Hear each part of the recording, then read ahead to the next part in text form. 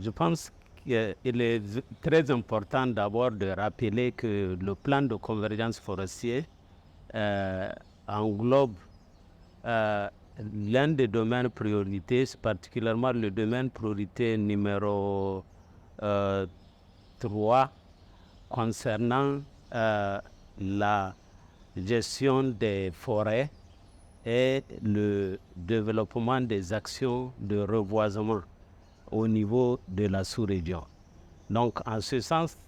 je trouve que le développement des initiatives communautaires n'est pas mutuellement exclusif des 7 domaines prioritaires du plan de convergence forestier.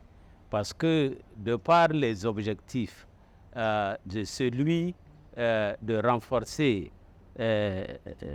la réduction de la dégradation ou de celui de réduire la déforestation,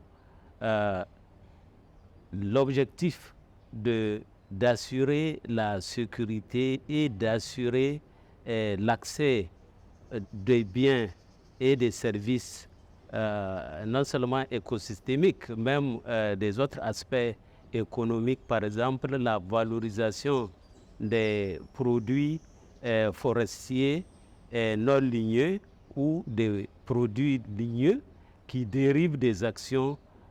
du développement des initiatives communautaires sont autant d'arguments qu'on pourrait dire aisément que le développement de la foresterie communautaire constitue une approche qui pourrait concilier l'aspect de la lutte contre la déforestation, l'aspect de la gestion durable des ressources forestières, tout en procurant des bénéfices et avantages directs aux communautés locales qui sont prioritaires. Ces initiatives de foresterie communautaire constituent une aubaine dans le cadre, par exemple, de la lutte contre les changements climatiques, où c'est vrai, même si l'Afrique de l'Ouest n'est pas grande émettrice de carbone, mais à travers ces initiatives, on pourrait s'attendre à ce que l'amélioration ou la réduction de la déforestation et l'amélioration par des actions de reboisement communautaire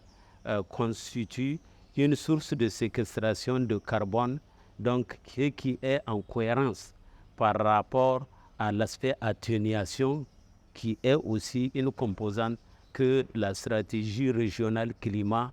de la CEDEAO a pris comme étant l'un des domaines. Donc moi je pense que c'est plutôt la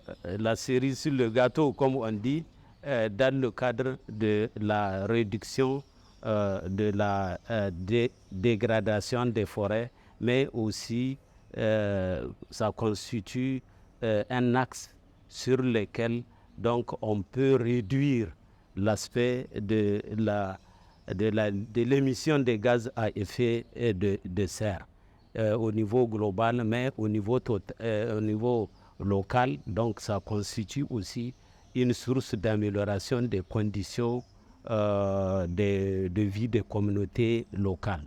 Donc je pense que ces actions peuvent réellement être en synergie avec les initiatives communautaires. Vous voudrez au niveau local, les solutions locales qui peuvent avoir un bénéfice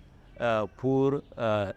des défis globaux comme celui de réchauffement et aussi celui des